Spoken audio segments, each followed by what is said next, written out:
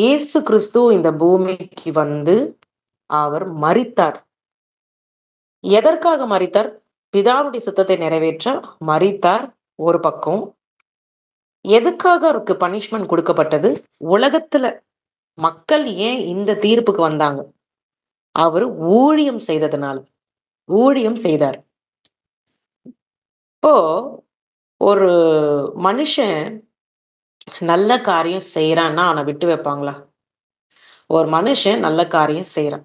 இப்போ சாதாரணமாவே நீங்க பிராக்டிக்கலா யோசிங்க. ஒரு மனுஷன் நல்ல காரியம் செய்யறான் அப்படின்னா அவங்கள விட்டு வைப்பாங்களா? இல்ல. அப்போ உலகத்துல வந்து எந்த ஒரு மனுஷனும் நல்லது அப்படிங்கிறது செய்ய முடியாது. ஒரு நல்லதுன்னு செய்யும் பொழுது அங்க அப்ஜெக்ஷன் வரும். நீங்க எப்படி இத சொல்லலாம்? நீங்க எப்படி இத பண்ணலாம்? நீங்க ஏன் இத சொல்றீங்க? அப்படிங்கிற அப்ஜெக்ஷன் வரும். இங்க இயேசு கிறிஸ்து அவர் வந்து ராஜா. ராஜாவா இருக்கிற இயேசு கிறிஸ்து பிதாவுடைய சித்தம்னா என்ன? ஆக்சுவலி ஒரு குடும்பம். பிதா, குமாரன், பரிசுத்த ஆவி அப்படிங்கிறது ஒரு குடும்பம். எப்படி ஆவி, ஆத்மா, சரீரம் அப்படிங்கிறது ஒரு குடும்பம். அப்புறம் ஹஸ்பண்டு, மனைவி, கணவர், குழந்தை அப்படிங்கிறது ஒரு குடும்பம். ஸோ எல்லாத்துலயுமே ஒரு குடும்பம் அப்படின்னு வச்சிருக்கிறாரு. ஒரு குடும்பம்னு அப்படின்னு வச்சிருக்கிறாரு. கணவன், மனைவி, குழந்தை ஒரு குடும்பம். ஆவி, ஆத்மா, சரீரம் அப்படிங்கிறது ஒரு குடும்பம். பிதா, குமாரன், பரிசுத்த ஆவிங்கிறது ஒரு குடும்பம். அப்ப third person of the God's head அப்படிங்கிறது ஹோலி ஸ்பிரிட், பரிசுத்த தேவன், பரிசுத்த ஆவியானவர். Third person of the God's head. அவருடைய தலைப்பகுதி பூரா அக்கினி, ஓயாமல் எரிந்து கொண்டிருக்கிற அக்கினி. அப்போ தலை சிரசின் மேல் இருக்கிற அக்கினி அபிஷேகத்தினுடைய காரியங்கள். இப்ப பாருங்க, முள்முடி முற்கிரீடம் சூடிய மன்னன் வச்சிருக்கோம். ஆக்சுவலி பாத்தீங்கன்னா அவர் வந்து யூத ராஜசிங்கம், ராஜான்னு நமக்கு தெரியும். அவர் ராஜா. இப்போ இழக்கப்பட்ட ஏதேன், இழக்கப்பட்ட ஏதேன், ஓகேங்களா? இழக்கப்பட்ட ஏதேன். ஆண்டவர் கர்த்தர் இந்த பூமியில மனுஷனை படைக்கும் பொழுது அவன் வேர்வை சிந்தி உழைக்க வேண்டாம். அவன் ராஜா. இப்ப ராஜாவுடைய குழந்தைகள் எப்படி? பிரின்சஸ் தான். Princess, Prince. ராஜனுடைய குழந்தைகள் எப்படி? Queen and king. Princess and Prince தான் சொல்ல முடியும். அப்போ ராஜாவுடைய குழந்தைகள் ஏதேன் தோட்டம், ஏதேன் தோட்டத்துல வேர்வை சிந்தி உழைக்க வேண்டாம். சகலமும் எல்லாமே கிடைக்கும். அவங்களுக்கு எல்லாமே கிடைக்கும். எல்லாத்தையும் அவர் அந்த இடத்துல வாசம் செய்தார். தேவனாகிய கர்த்தர் அந்த இடத்துல வாசம் செய்தார். வாசம் செய்து இந்த பிள்ளைகளை அந்த ஏதேன் தோட்டத்துல வச்சார். ஆதாமையும் ஏவாளையும். இது எல்லாருக்கும் தெரிஞ்ச ஒரு விஷயம்தான். இப்ப தொலைக்கப்பட்ட ஏதேனை விட்டு துரத்தப்பட்டார்கள். ஏதேனை விட்டு துரத்தப்பட்டார்கள். ஏன்? அவங்க கீழ்ப்படியாம போனதுனால ஏதேனை விட்டு துரத்தப்பட்டாங்க. இப்போ நம்ம அப்படியே பரலோகத்துல அதை கம்பேர் பண்ணி பாருங்க.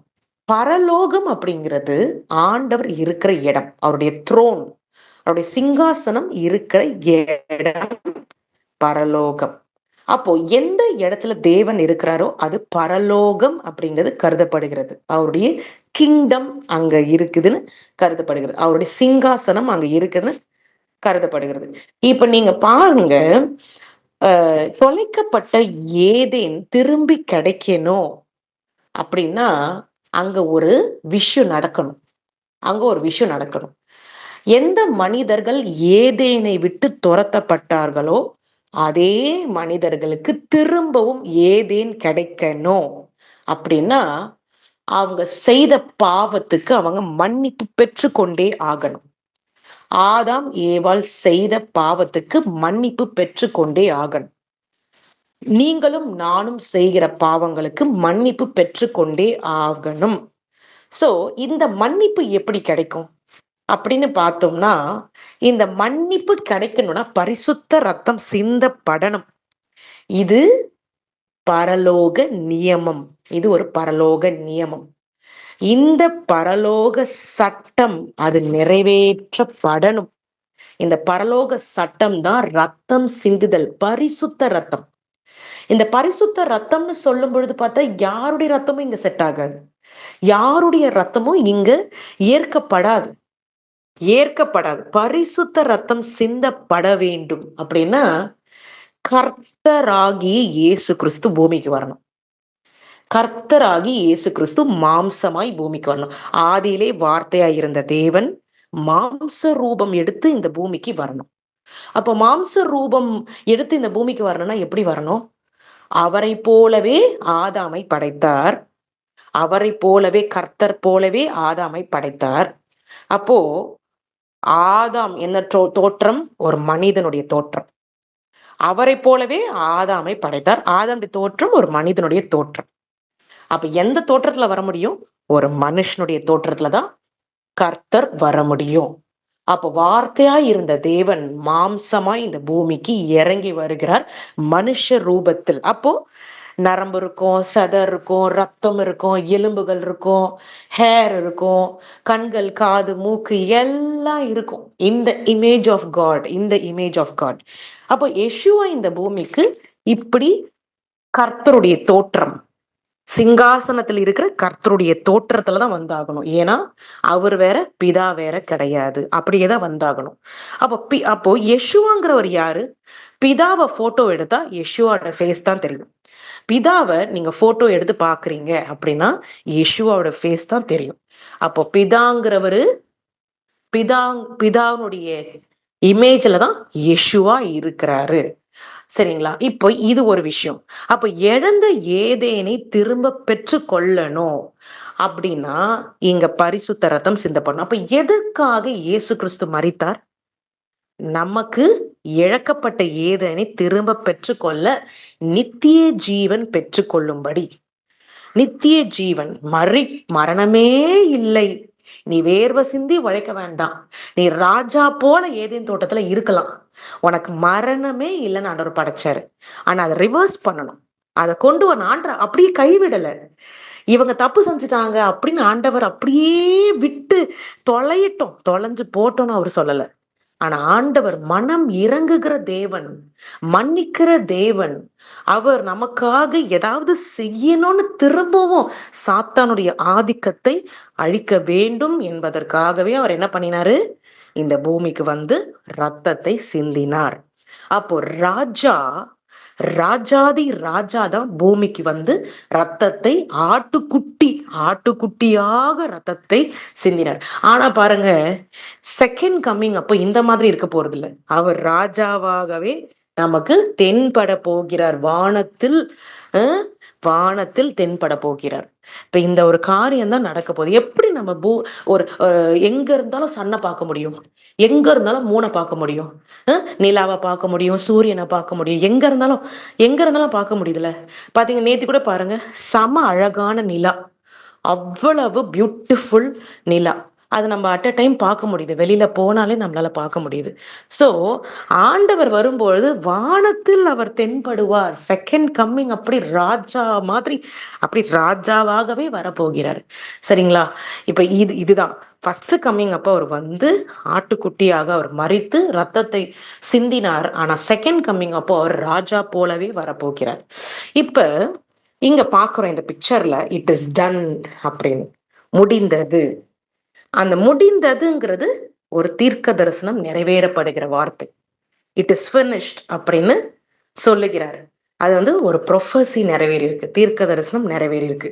இது முடிஞ்சிடுச்சு, நான் என் வேலையை செஞ்சுட்டேன், நான் எனக்கு கொடுக்கப்பட்ட ரோலை நான் முடிச்சிட்டேன், பிதா எக்ஸ்பெக்ட் பண்ணதை நான் செஞ்சுட்டேன், அவர் விருப்பப்பட்டதை நான் செஞ்சுட்டேன், பரிசுத்த ரத்தம் சிந்தப்பட்டது அப்படிங்கிறது அவரு ஃபினிஷ்டுன்னு அப்படின்னு சொல்றாரு. ஸோ ரொம்ப இதுல வந்து நம்ம யோசிக்க வேண்டிய விஷயம் என்னன்னா, king in a crown of thorns, முள் கிரீடம் சூடிய ராஜா. முள் கிரீடம் சூடிய ராஜா. ஒரு நார்மல் கிரீடத்துக்கும் ஒரு முள்ளு கிரீடத்துக்கும் எவ்வளவு விஷயங்கள் இருக்கு. ஒரு நார்மல் கிரீடம் அது வந்து ஒரு பாராட்டுக்குரிய ஒரு விஷயம். ஆனா முற்கிரீடம் வேதனைக்குரிய ஒரு விஷயம். அப்ப இந்த முற்கிரீடத்தை நமக்காக ஏற்றுக்கொண்டார். நல்லா புரிஞ்சுக்கணும். நீங்க நினைக்கலாம், ஆதாம் செஞ்ச தப்புக்கு நான் என்ன சிஸ்டர் பண்ணுவேன்?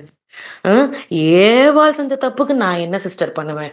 ஒரு மனுஷன்தான், ஒரு மனுஷன்ல இருந்து தான் ஜெனரேஷன் தொடருது. அப்போ ஒரு மனுஷன் செய்த ஒரு தப்புனால அவனுக்குள்ள ஆதிக்கம் சாத்தான். இப்ப பாருங்க, யாருக்கு நீங்க கீழ்ப்படுறீங்களோ அவங்க உங்களுடைய தலைவரா மாறிடுவாங்க. நீங்க யாருக்கு கீழ்ப்படுறீங்களோ they will become your boss. அப்போ உங்களுடைய பாஸா அவங்க மாறிடுறாங்க. இப்ப ஆண்டவர் என்ன சொன்னாரு? டெஸ்ட் வச்சாரு. நீ இதை செய்யாதப்பா. அப்ப செய்யாம இருந்திருந்தா ஆண்டுடைய ஆதிக்கமே அவங்க உடம்புக்குள்ள, அவங்க சரீரத்துக்குள்ள அந்த மரணம் இல்லை என்பதை காட்டியிருக்கும். ஆனா சாத்தானுடைய பேச்சை கீழ்ப்படுத்ததுனால சாத்தானுடைய ஆதிக்கம் பெருகிடுச்சு. சாத்தான் பாஸா மாறிட்டான். அப்ப ஆண்டவர், போங்க, நீங்க ஏதேனை விட்டு போங்க. ஆனா ஆண்டவர் கரிசனை மனம் இறங்குகிற தேவன். அதுதான் இங்க ஹைலைட்டே. அவர் போல ஒரு நல்லவர் யாருமே கிடையாது. சரிங்களா? அப்ப எழுந்த ஏதேனை நமக்கு திரும்ப கொடுக்க இயேசு கிறிஸ்து அவருடைய கிங்டமை எஸ்டாப்ளிஷ் பண்ணணும். பூமியில எஸ்டாப்ளிஷ் பண்ணணும். பூமியில சுவிசேஷம் பரவணும். பூமியில சுவிசேஷம் பரவினாதான் மக்கள் அதை கேட்க கேட்க கேட்க மனம் மாற்றம், மனம் திரும்புதல், மீட்பு, மன்னிப்பு எல்லாமே. அப்ப வித்தவுட் காஸ்பல், சுவிசேஷம் இல்லாம யாரும் மனசு மாற முடியாது.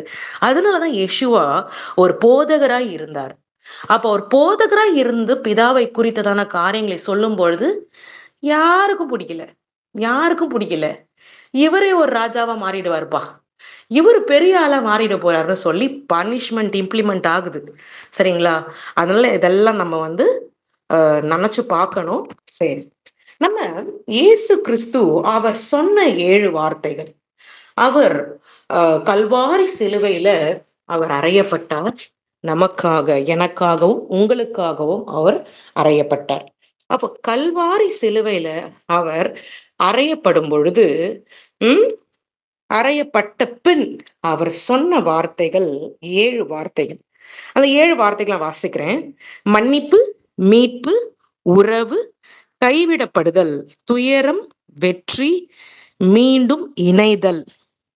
நல்லா நோட் பண்ணிக்கோங்க. மன்னிப்பு, மீட்பு, உறவு, கைவிடப்படுதல், துயரம், வெற்றி, மீண்டும் இணைதல். சரிங்களா? இப்ப இது குறிச்சதான நம்ம வசனங்களை பார்த்துட்டு நம்ம ஆண்டவரை குறித்ததான தியானம், அவரை குறித்ததான ஒரு தியானத்தை நம்ம செய்யலாம். இயேசுவின் சிலுவை பாடு 7 வார்த்தைகள். 7 வார்த்தைகள் அவர் சொன்னது. சரி, நம்ம வாசிக்கலாம். பிதாவே, இவர்களுக்கு மன்னியும், தாங்கள் செய்கிறது இன்னதென்று அறியாதிருக்கிறார்கள். லூக்கா 23ஆம் அதிகாரம் 34ஆம் வசனம். சிலுவையில அறைந்த மக்களுக்கு இவர் ஒரு ஸ்டேட்மெண்ட் கொடுக்குறாரு. யாரு எல்லாம் இத பிளான் பண்ணி இவரை சிலுவையில போட்டாங்களோ அவங்களுக்காக ஒரு மன்னிப்பு கேட்கிறார். மன்னிப்பின் மகத்துவத்தை காட்டுகிறது. இது மன்னிப்பின் மகத்துவத்தை காட்டுகிறது. அது என்னன்னா, தன்னை சிலுவையில் அறைந்தவர்களுக்காக மன்னிப்பு கேட்பது மன்னிப்பின் மகத்துவத்தை காட்டுவது. அப்போ ஒரு கன்னத்தை காட்டா இன்னொரு கன்னத்தை காட்டுறாங்க அப்படிங்கிறது அவர் நமக்கு சொல்லி கொடுத்த ஒரு விஷயம். ஆனா நம்ம அதை செய்வோமா? இப்ப இருக்கிறவங்க ஒரு கன்னத்தை காட்டி இன்னொரு கன்னத்தை காட்டினாலும் திருப்பி 2 கன்னத்திலே போடுறவங்க இருக்கிறாங்க. அந்த மாதிரிதான் உலகம் இருக்கு. அந்த மாதிரிதான் ஆட்கள் மாறிட்டாங்க. ஆனா அவருடைய ப்ரீச்சிங் பாத்தீங்கன்னா, ஒரு கன்னத்தை காட்டினா இன்னொரு கன்னத்தை காட்டுங்க, அப்ப இன்னொரு கன்னத்துல அடிப்பானா அப்படிங்கிற அவருடைய சிந்தனை நம்மளுடைய மனுஷன் அந்த அறிவுக்கு மேலான ஒரு அறிவு, மனுஷனுடைய அறிவுக்கு மேலான ஒரு அறிவு. அதை நம்மளால இவ்வளவுதான்னு ஃப்ரீஸ் பண்ண முடியாது. அப்படி ஒரு அறிவு அவருக்கு. அப்ப பாருங்க, பிதாவே இவர்களுக்கு மன்னியும், என்ன செய்யறோன்னு தெரியாம செய்யறாங்க. என்ன செய்யறோன்னு தெரியாம செய்யறாங்க. நானு பரலோகத்தை குறித்து போதித்தேன், அதிசயங்களை செய்தேன், அற்புதங்களை செய்தேன், நல்ல காரியங்களை தான் செஞ்சேன். பிதாவுடைய சித்தத்தை நிறைவேற்றதான் இந்த பூமிக்கு வந்தேன். பிதாவுடைய சித்தத்தை என்ன செய்ய போறாருன்னு சொல்லி கொடுத்தேன். பரலோகத்தை குறித்து போதித்தேன். இவ்வளவும் நான் செய்தேன். ஆனா இவங்க நான் செய்யறது என்னன்னு, நான் செஞ்சது என்னன்னு கூட இவங்களுக்கு தெரியாத அளவுக்கு அவங்க சாதாரண மனிதர்கள். They don't have knowledge about the Christ. கிரைஸ்ட பத்தி ஒரு நாலேஜும் இல்லாத மக்கள் போதனை செய்ததுக்காகவே இவர் ஒரு ராஜாவா மாறிட போறாரு. இவருக்கு ஒரு பெரிய பாராட்டு வந்துட போகுது. இவர் பெரிய ஆளா மக்கள் இவரை ராஜான்னு சொல்லிடுவாங்க அப்படிங்கிற காரியங்கள்லாம் சாத்தான் இவ்வளவு சாதாரணமா அந்த மக்களுடைய இருதயத்துல விதைத்து இவ்வளவு காரியத்தையும் இந்த சாத்தான் செய்து இப்படி பனிஷ்மெண்ட் கொடுக்கப்பட்டது. சரிங்களா? ஆனா இதுல ஆண்டுடைய நோக்கம் இருந்தது. மக்கள் அந்த பனிஷ்மெண்ட்டை, அந்த தண்டனையை கொடுத்தாலும் இது இப்படிதான் நடக்கும், இந்த மாதிரிதான் நடக்கும்ங்கிறது அனுமதிக்கப்பட்டது. இது ஒரு பரலோக சட்டம். சரிங்களா? அப்போ அந்த ஒரு தருணத்திலையும் ஆண்டவர் மன்னிக்க சொல்றார். வேதனையில வாரினால் அடிக்கப்பட்டு முற்கிரீடம் தள்ள வச்சுட்டாங்க. எல்லா சரீரத்துல உள்ள ரத்தம் பாய்ந்து வடிகிறது. கைகளில் ஆணிகள், கால்களில் ஆணிகள், இப்படியாக சரீரம் முழுவதும் ரத்தம் பாய்ந்து ஓடுகிற தருணத்தில் இவங்க செய்யறது என்னன்னு தெரியாம செஞ்சுட்டாங்க. இவங்கள மன்னிச்சிருங்கன்னு சொல்றாரு. ஆனா இந்த மன்னிப்பு யாரு கொடுக்கறது? இயேசு கிறிஸ்துவே மன்னிக்கிறாரு. அதனாலதான் நான் சொல்றேன், இயேசு வேற, கிறிஸ்து வேற இல்ல. இயேசு கிறிஸ்து, கர்த்தராகி இயேசு கிறிஸ்து. இதை நம்ம பிரிக்க முடியாது. ஓகேங்களா? இதை நம்ம பிரிக்கவே முடியாது. அப்போ இயேசு அந்த நேரத்துல மன்னிக்கிறார், அந்த மக்களை மன்னிக்கிறார். சரி, இது ஒரு வார்த்தை. இந்த வார்த்தை தொடக்கத்திலேயே, அதாவது அவர் எல்லாம் செட் பண்ணி எல்லாமே வச்சுட்டதுக்கு அப்புறம் அவர் கடைசி அந்த உயிர் பிரிய போது அப்படிங்கிற அந்த தருணத்துல தொடக்கத்துல சொல்கிற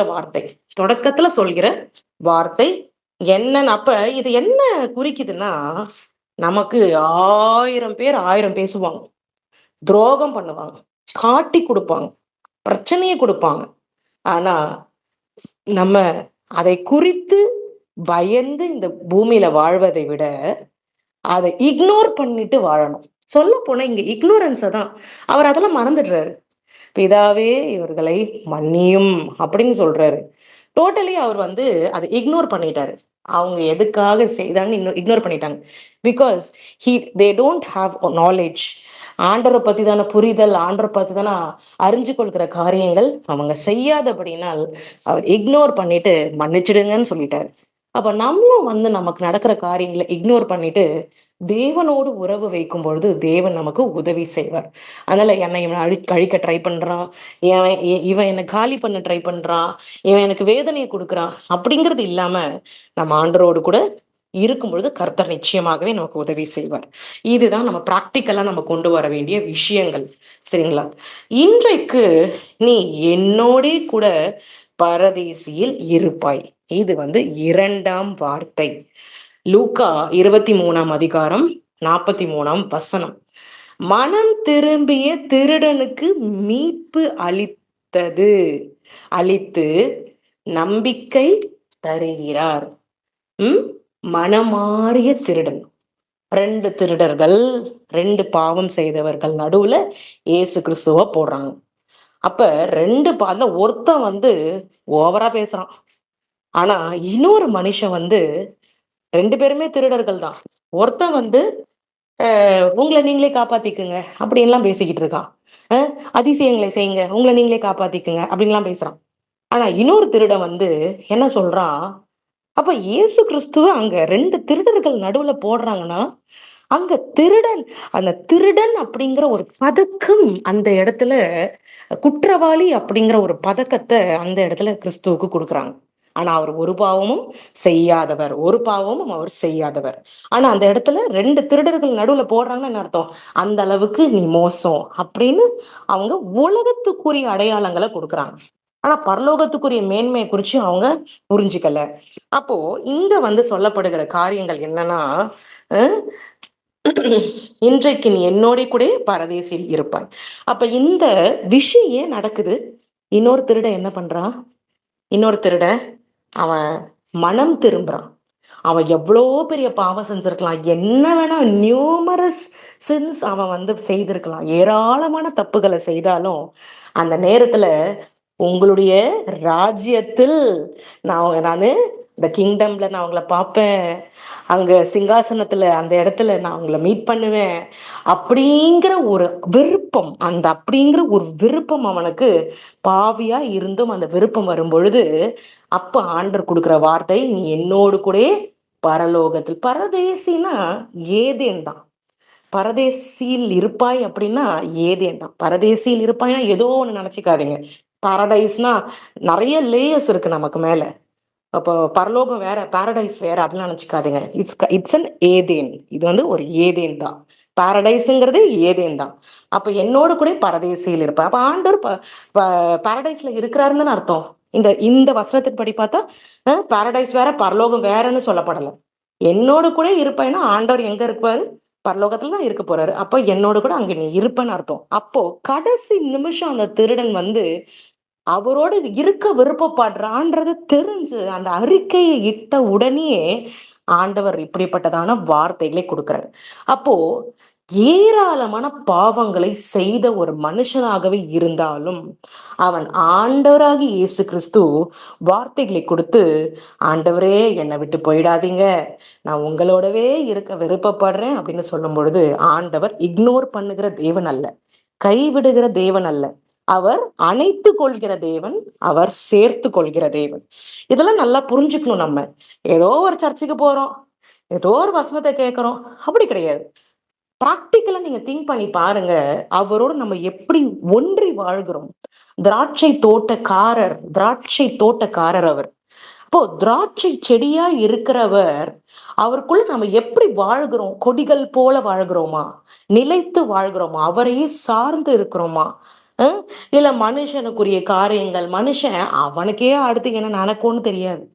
அந்த மனுஷனை சார்ந்து சுவாசியிலே நாசியிலே சுவாசமுள்ள மனிதர்களை நம்புகிறதை பார்க்கிலும் படைத்த தேவனை நம்புகிறது மிக மிக மிக மிக அவசியம். ஏன்னா அவனுக்கு அடுத்து அவன் உயிர் இருக்குமானே தெரியாது ஒரு மனுஷனை நம்புறது. ஆனா தேவன் அண்ட சராசரங்களை படைத்த, வானத்தையும் பூமியும் படைத்த தேவாதி தேவனை நம்புகிறது மிக மிக அவசியம். சோ இப்படிப்பட்டதான வேதனையில் இருக்கும் பொழுது கூட அவர் சொல்லியிருக்கலாம்ல, ஏப்பா நீ திருட, நான் பரிசுத்த தேவன், நீ என்னப்பா நீ இப்படி என்கிட்ட பேசுற, நீ திருடு தானே, நீ திருடின ஆள் தானே, நீ இந்த தண்டனையை அனுபவிச்சுக்கோப்பா. அவர் சொல்லல, என்னோட கூட பரதேசியில் இருப்பாய் அப்படின்னு சொல்லுகிறார். எவ்வளவு பியூட்டிஃபுல்லா இருக்கு கேட்கறதுக்கு. பாருங்க, இந்த மாதிரியான மன்னிப்பு குணம் நமக்கு வரணும்னு தான் சொல்லி கொடுக்குறாரு. அப்போ ஆண்டவருக்கு ஒரு மன்னிக்கிற குணம் இருக்குன்னு சொன்னா நம்மளும் அந்த குணத்தை வளர்த்துக்கணும்னு தான் ஆண்டவர் சொல்லி கொடுக்குறாரு. அதனால நீங்க இந்த தப்பு செஞ்சுட்டீங்க அப்படின்னு சொந்தக்காரங்களை ஒதுக்கி வைக்காதீங்க. நீங்க இந்த விஷயத்த செஞ்சுட்டீங்கன்னு சொல்லி உங்களுடைய ஃபேமிலி மெம்பர்ஸை ஒதுக்கி வைக்காதீங்க. மன்னிக்கிற குணத்தை வளர்த்துக்கணும், சரியா? ஏன்னா ஆண்டுடைய பிள்ளைகள்னால ஆண்டவர் மன்னிக்கிறவரை நம்மளும் மன்னிக்கணும். இதுதான் இந்த விஷயம் நமக்கு சொல்லி கொடுக்கிறது. அடுத்து மூன்றாவது வார்த்தை உறவை குறித்ததான வார்த்தை. உறவு ஃபர்ஸ்ட் மன்னிப்பு, நெக்ஸ்ட் மீட்பு, நெக்ஸ்ட் உறவு. இந்த உறவு அதுல என்ன சொல்லியிருக்காருன்னு பார்ப்போம். அம்மா இதோ உன் மகன், இதோ உன் தாய். மரியாள் மரியாள் அங்க இருக்கிறாங்க. அம்மா இதோ உன் மகன், இதோ உன் தாய். யாரு? ஷீடர். இன்னொரு ஷீடர் இருக்காரு. அந்த ஷீடர் கிட்ட சொல்ற இதோ உன் மகன். அங்க ஒரு ரிலேஷன்ஷிப்பை டெவலப் பண்ணி கொடுக்குறாரு இயேசு கிறிஸ்து. யோவான் 19ஆம் அதிகாரம் 26 27 வசனங்கள் இப்படியாக சொல்லுகிறது. அம்மா இதோ உன் மகன், இதோ உன் தாய். தன் தாயார் மரியாளின் மீதான கவலையும் அன்பு சமூகத்தை உருவாக்குதலையும் குறிக்கிறது. பாருங்க, அதாவது இயேசு கிறிஸ்து ஒரு மனித ரூபத்தில் இப்படியாக பிறந்தார். மரியாளுடைய வயிற்றுல பரிசுத்த ஆவியானவரால் பிறந்தவர் தான் இயேசு கிறிஸ்து. அப்படி இருக்கும் பொழுது அந்த பாசத்தை அந்த நேரத்துல இம்ப்ளிமெண்ட் பண்றாரு, ஒரு உறவு அங்க டெவலப் பண்றாரு. இது ஒரு சீடர் அங்க இருக்கிறாரு, சீடர் இருக்கிறாங்க, பக்கத்துல அவங்க அம்மா இருக்கிறாங்க, கீழே மரியாள் இருக்கிறாங்க. அப்ப என்ன சொல்றாரு, இதோ உன் மகன், இது உன் தாய் அப்படின்னு அவங்க ரெண்டு பேருக்கும் ஒரு ரிலேஷன்ஷிப்பை பில்டப் பண்ணி கொடுத்துட்டாரு. அப்போ நமக்கு அப்புறம் நம்ம அப்ப அன்பு, அந்த அன்பு அந்த ரிலேஷன்ஷிப், அம்மா தனிமையில இருக்கக்கூடாது, அம்மாவுக்கு ஒரு கேர் இருக்கணும், அம்மாவுக்கு ஒரு அன்பு செலுத்தும்படி ஒரு நபர் இருக்கணும் அப்படிங்கிறதுக்காகவே இது உன் மகன், இது உன் தாய் அப்படின்னு சொல்லி ஒரு ஒரு உறவை அங்க பில்டப் பண்ணி கொடுத்துட்டாரு, அங்க செட் பண்ணி கொடுத்துட்டாரு. இது எவ்வளவு பியூட்டிஃபுல். அப்ப இதே தாங்க ஆண்டவர் இந்த பொண்ணு கிட்ட பேசாத, இந்த பையன் கிட்ட பேசாத, இவங்க எல்லாத்தையும் வெறுத்துருன்னு ஆண்டவர் சொல்ல மாட்டாரு. மேக்சிமம் அவர் என்ன சொல்லுவாருன்னா, தள்ளி இரு, உனக்கு பிரச்சனை வருதா தள்ளி இரு, இல்லாட்டி நீ இதெல்லாத்தையும் சகிச்சுக்கணும்னு சொல்லி கொடுக்கிறவர் தான் தேவன். அப்போ நீங்க நினைக்கலாம், துன்மார்க்குடைய ஆலோசனையில் நடவாமலும் பாவைகள் இருக்கும் இடத்தில் நிற்காமலும் அப்படிங்கிறதுக்கான வசனங்கள்லாம் எப்படின்னா, அவங்க துன்மார்க்க தெரிஞ்சதே கேரி சம் அதர் ஸ்பிரிட்ஸ், வேற ஆவிகள் உள்ள இருக்குதுன்னா அவங்களுடைய சுபாவம், அவங்க நடை உடை பாவனைகள் எல்லாம் வேற மாதிரி தான் இருக்கும். ஆனா ஆண்டவர் அந்த ஒரு விஷயத்த நீங்க ஒதுங்கி இருங்க, ஆனா உங்களுக்கு மனசுல எது பட்டதுன்னா நீங்க வெறுத்து தள்ளாதீங்க, யாரையும் வெறுத்து தள்ளாதீங்க, நீங்க மன்னிக்க முயற்சி செய்யுங்க அப்படின்னு சொல்லி கொடுக்குறாரு.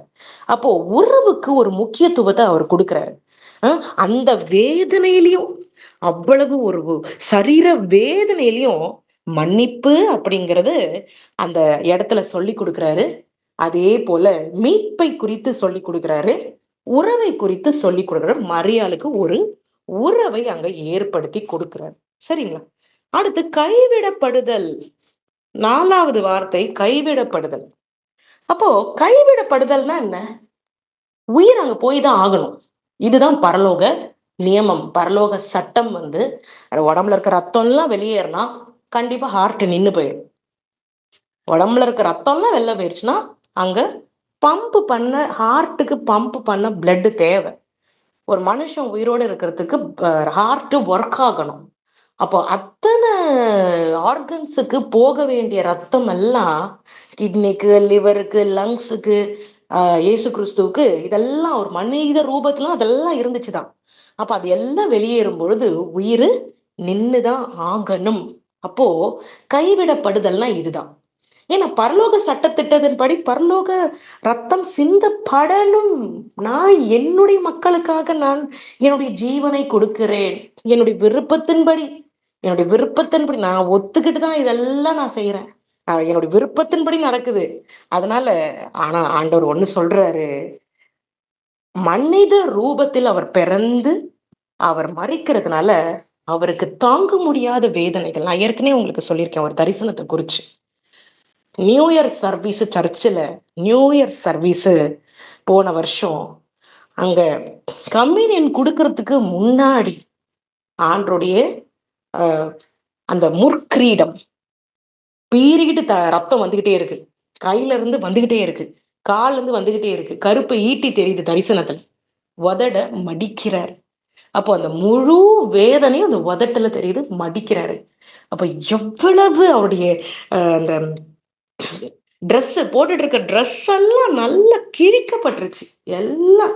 அப்ப எதுவுமே இல்லாம அவர் அவ்வளோ ஒரு மனித ரூபத்துல ஒருத்தர் இருக்கிறாரு, அவர் ட்ரெஸ் எல்லாம் எடுத்துடுறாங்கன்னா அப்ப எப்படி இருக்கும் பாருங்க.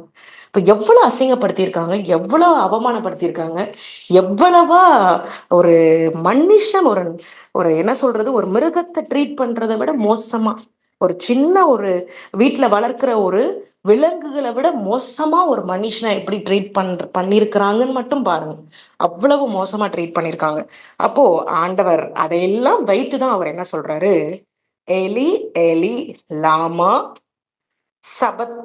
சபக்தானி அப்படின்னா என்னது? அதாவது என் தேவனே, என் தேவனே, என் தேவனே, ஏன் என்னை கைவிட்டீர் அப்படிங்கிறாரு.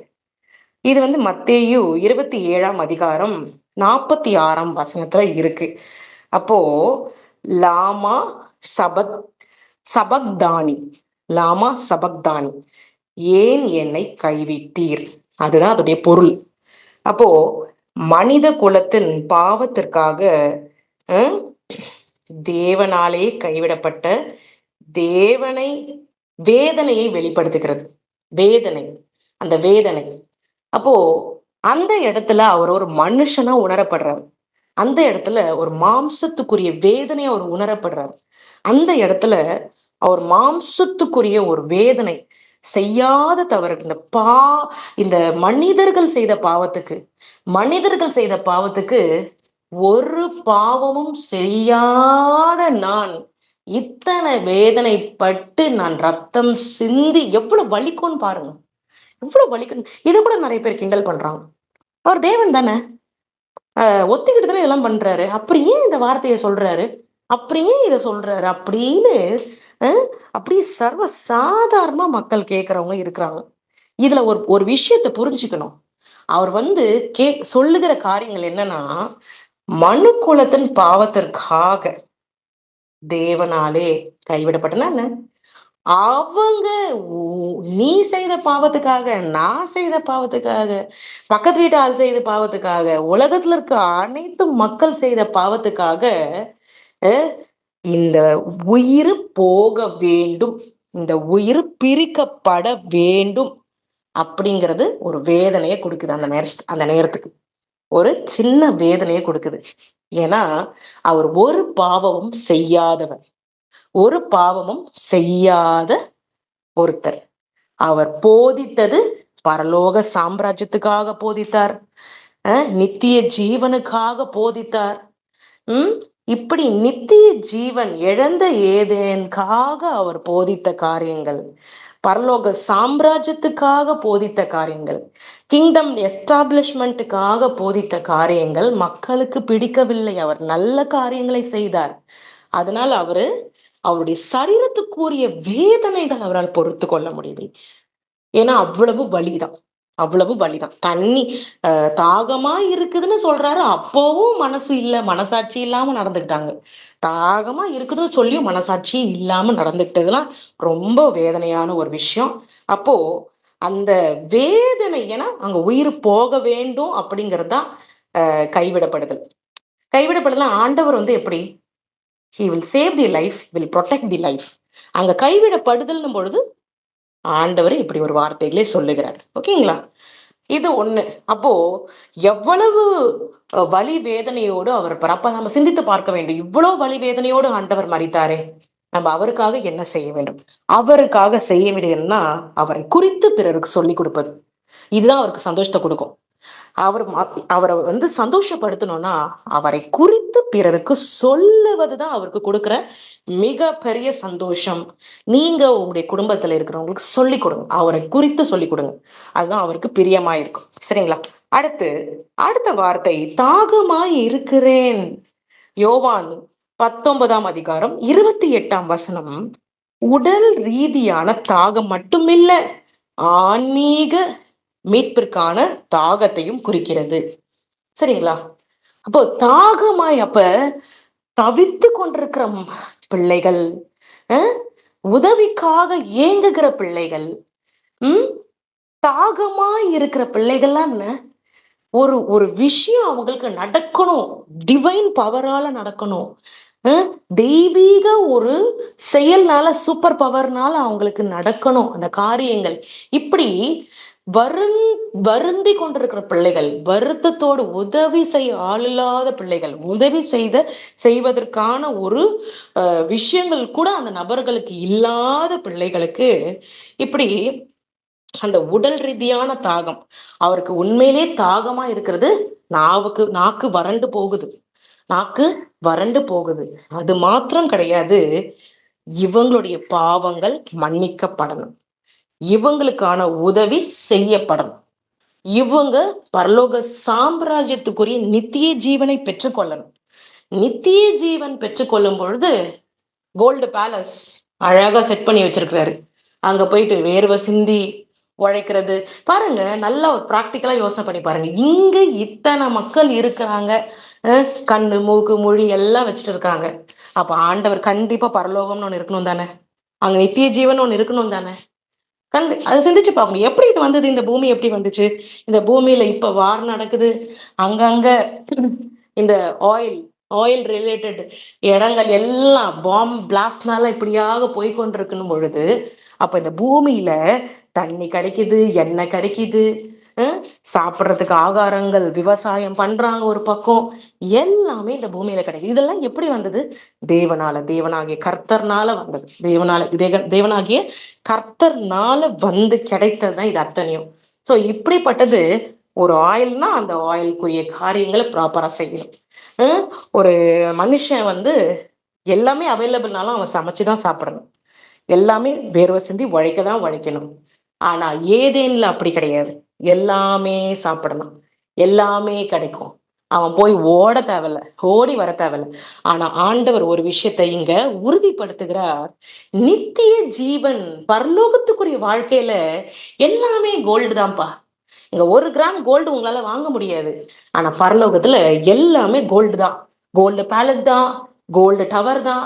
அந்த இடத்த வேர்வை சிந்த தேவையில்ல. அதனாலதான் இதெல்லாம் உள்ள வருது. இந்த கைவிடப்படுதல் உள்ள வருது, மரணம் கண்டிப்பா நடக்கணுங்கிறது உள்ள வருது. எல்லாமே நித்திய ஜீவனுக்காக, எல்லாமே நித்திய ஜீவனுக்காக.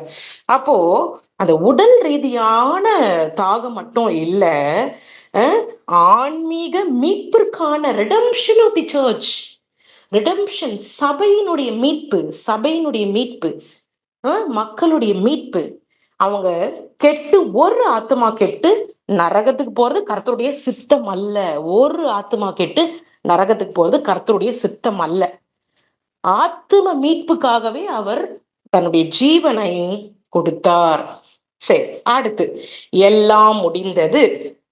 யோவான் 19ஆம் அதிகாரம் 30ஆம் வசனத்துல வாசிக்கலாம். எல்லாம் முடிந்தது, மீட்பின் பணி நிறைவடைந்தது. சால்வேஷன், மீட்பின் பணி நிறைவடைந்தது. பாவம் மற்றும் மரணத்தின் மீது வெற்றி பெற்றதை குறிக்கிறது. பாவம் மற்றும் மரணத்தின் மீது, பாவம் மரணம், வேஜஸ் ஆஃப் சின் வந்து டெத்தை கொண்டு வரும். வேஜஸ் ஆஃப் சின் வந்து டெத்தை கொண்டு வரும். அப்போ மற்றவர்கள் செய்த பாவத்துக்கான ஒரு சம்பளத்தை பரிசுத்த ரத்தம் சிந்தப்பட்டு அதை ஏற்றுக்கொள்ளணும். இது ஒரு பரலோக சட்டம். இந்த பரலோக சட்டம், பாவத்தின் சம்பளம் மரணம் அப்படின்றது வசனத்துல நமக்கு இருக்கிறது. அப்ப பாவத்தின் சம்பளம் மரணம் அப்படிங்கிறதுக்கு சாதாரணமா யாரோ ஒருத்தர் மறிக்க முடியாது. பரிசுத்தமான ஒருத்தர் தான் அங்க மறிக்க முடியும். ஏன்னா ஒரு பாவியை மறிச்சா அங்க எங்க பலன் இருக்கும்? ஏதோ ஒரு பாவி, சாதாரண மனுஷன் மறிச்சா அங்க பலன் இருக்குமா? அங்க பரலோக சட்டமே ஃபெயில் ஆயிடும். அப்போ பரிசுத்த ரத்தம்னா தெய்வத்தினால மட்டும்தான். அப்ப அதுலயே தெய்வம்னு ப்ரூவ் ஆகுது. அப்போ ஒரு தெய்வம் தான் பரிசுத்தமா இருக்க முடியும், வேற யாரும் பரிசுத்தமா இருக்க முடியாது. ஒரு தெய்வத்துக்கு தான் டிஃபால்ட் குணம் பரிசுத்தம் அப்படின்னு சொல்லிட்டு இருக்கோம். அப்ப அந்த தெய்வம் மறிக்கும் பொழுதுதான், பாவத்துக்கான ஒரு விமோச்சனம் கிடைக்கும். சரிங்களா? அப்போ எல்லாம் முடிந்தது, தீர்க்க தரிசனம் நிறைவேறிற்று. ஆட்டுக்குட்டியானவர் மரித்தார், ஆட்டுக்குட்டியானவர் ரத்தத்தை சிந்தினார், ஆட்டுக்குட்டியானவர் ஒரு ஆடை போல பலி செலுத்தப்பட்டார் அப்படிங்கிறது அங்க நிறைவேறப்படுகிறது. யோவான் 19ஆம் அதிகாரம் 30ஆம் வசனம்.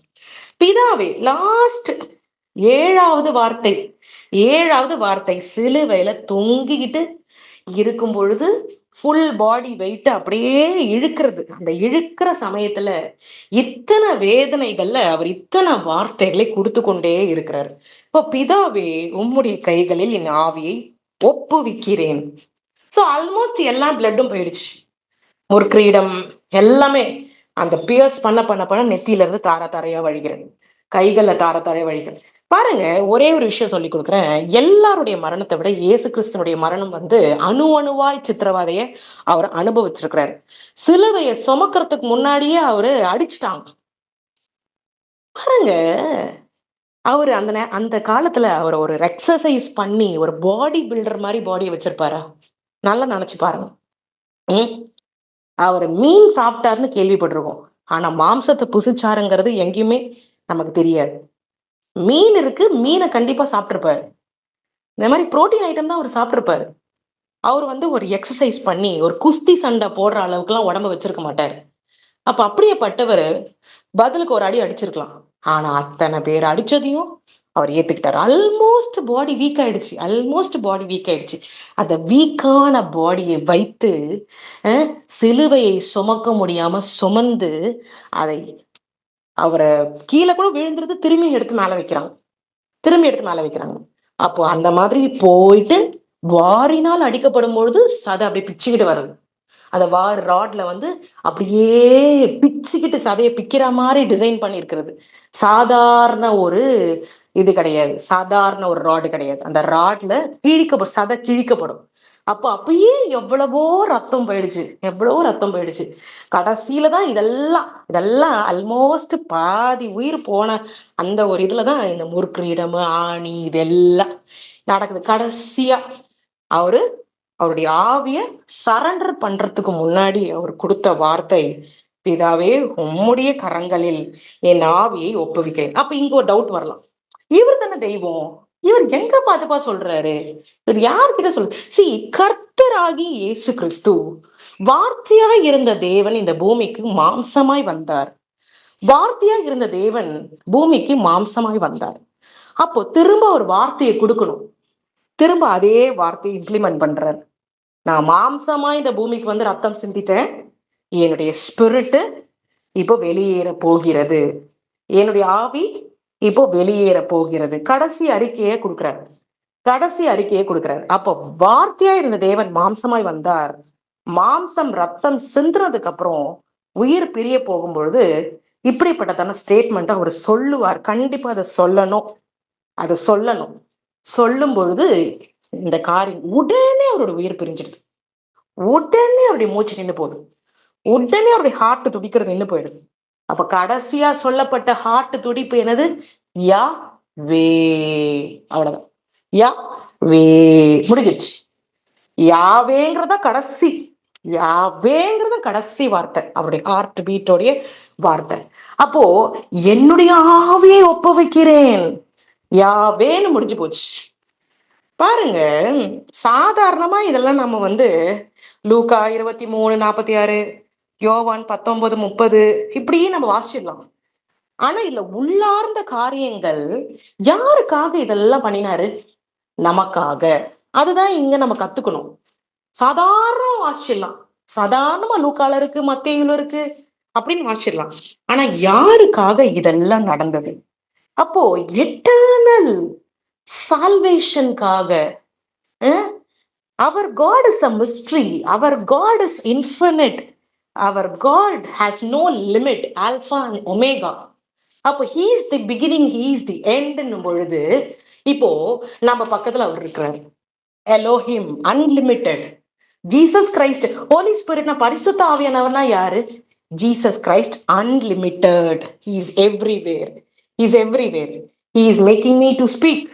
He is living within our heart.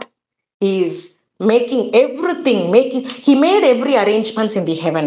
எல்லாத்தையும் அவர் செய்து வைத்திருக்கிறார். அதனால அவர் சாதாரணமா நம்ம ஒரு பைபிள்ல இருக்குன்னு சுருக்கி வச்சு மத்தேயுல இருக்கு, லூக்கால இருக்குன்னு நம்ம படிச்சிடறோம். ஆனா நீங்க வைடா திங்க் பண்ணி பாத்தீங்கன்னா தேவன் மகா பெரிய தேவன். இப்படியெல்லாம் ஒரு மனசு யாருக்கு வரும்? இப்படியெல்லாம் செய்ய யாருக்கு தோணும்? அப்படிங்கிறத நீங்க சிந்திச்சு பார்க்கணும். நீங்க அப்படின்னு சிந்திக்கும் பொழுதுதான் அவருடைய மரணத்துக்குரிய ஒரு புரிதல் உங்களுக்கு கிடைக்கும், அவருடைய மரணத்துக்குரிய பர்பஸ் உங்களுக்கு கிடைக்கும். அப்போ அவரோடு திராட்சை தோட்டக்காரரோடு கொடிகள் போல செடியில நிலைத்திருக்கும் பொழுதுதான் அவர் இருக்கிற சிங்காசனத்துக்கு நம்மளும் போக முடியும், இழந்த ஏதேனையும் திரும்ப பெற்றுக்கொள்ள முடியும். அப்போ ராஜாவுடைய குழந்தை வேர்வை சிந்தி உழைக்க வேண்டாம். ராஜாவுடைய குழந்தை அரண்மனையில தான் இருக்கணும். கோல்டு அரண்மனையில தான் இருக்கணும். அப்ப எனக்கு அடுத்து ஒருத்தர் வருவாரு, தேற்றரவாளன். He will be your comforter. அவர் உங்களுக்கு ஆறுதலை கொடுப்பார். அவர்தான் பரிசுத்த ஆவியானவர். அவர்தான் பரிசுத்த ஆவியானவர். இந்த ஆவிதான், பரிசுத்த ஆவிதான். இப்ப பிதாவே, உம்முடைய கரங்களில் என் ஆவியை ஒப்புவிக்கிறேன். இப்ப எவ்வளவு வேதனை, இத்தனை வேதனையிலும் கடைசி 7 வார்த்தைகள் அவ்வளவு ஒரு என்ன சொல்றது, ஒரு டிவைன் நேச்சரை, ஒரு டிவைன் ஒரு சப்மிஷனை கொண்டு வர்றாரு. ஒரு டிவைன். அப்போ இத்தனை வார்த்தைகள் என்னது? மன்னிப்பு, மீட்பு, உறவு, கைவிடப்படுதல், துயரம், அவர் படுகிற கஷ்டம், அப்புறம் வெற்றி. வெற்றி தான் இட் இஸ் பினிஷ்டு அப்படின்னு நம்ம சொல்றோம். அப்புறம் மீண்டும் இணைதல். மீண்டும் இணைதல் தான் அவருடைய ஆவியை ஒப்படைக்கிறது. அதனால இவ்வளவு பியூட்டிஃபுல்லா நமக்கு ஒரு முள்முடி சூடிய ஒரு ராஜா, முள்முடி சூடிய ஒரு ராஜா. ஆனா அவரு முள்முடி சூடிய ராஜான்னு இந்த உலகத்துக்குரிய காரியங்கள் நம்ம சொல்லலாம். அவர் மரித்து இந்த பூமியில இறந்துட்டாருன்னு. ஆனா அவர் யூத ராஜசிங்கம், யூதர்களுடைய ராஜா. அப்போ யூதர்கள்லாம் யாரு? நம்மளாம் யூதர்கள் தான். அவரை விசுவாசிக்கிறவர்கள்லாம் யூதர்கள் தான். அவரை நம்புகிறவர்கள்லாம் யூதர்கள் தான். யூதர்கள் தான் இந்த இந்திய தேசத்துக்கு, எத்தோப்பியா தேசத்துக்கு இப்படி எல்லாம் ஸ்கேட்டர் ஆகி போனவங்க. பாதியில இருந்து இப்ப வந்தவர்கள் நம்ம இஸ்ரவேல், இஸ்ரவேலின் தேவனாகிய கர்த்தருடைய பிள்ளைகள் தான், இஸ்ரவேலின் ஜனங்கள் தான். அப்போ ஒரு கண்ட்ரில இருந்து ஸ்கேட்டர் ஆனவங்க தான் இந்த இந்திய தேசம், எத்தோப்பியா, ஏசியா, லண்டன், இப்படி எல்லா இடத்துலயும் போனவங்க. அதுல கர்த்தர் கொடாக்குடி நன்றி. அவருடைய ரத்தம் சிந்துதலை பத்தி விவரிக்க ஒரு நாள் நமக்கு போதாது. நம்ம அனுதினம் ஏதோ ஒரு பண்டிகை கிறிஸ்துவர்களா, இன்னைக்கு மட்டும்தான் நான் தியானிப்பேன், இன்னைக்கு மட்டும்தான் நான் இது பண்ணுவேன், அப்படி இருக்கக்கூடாது. அனுதினம் அதை நம்ம நினைச்சு பார்க்கிற பிள்ளைகளா இருக்கணும். எதற்காக ரத்தத்தை சிந்திருக்கிறார்? நித்திய ஜீவனுக்காக. நித்திய ஜீவனை பெற்று கொள்ளும்படிதான் அவர் ரத்தத்தையே சிந்திருக்கிறார். இப்போ நம்ம ஹோலி கம்யூனியன் எடுத்துக்கலாம். ஹோலி கம்யூனியோட பர்பஸ் நித்திய ஜீவனுக்காக தான். சரிங்களா? பைபிள் வசனத்தை வாசிக்கலாம், ரெடியா எடுத்து வச்சுக்கோங்க. ஈஸ்வராஜா, நமக்கு நன்றி.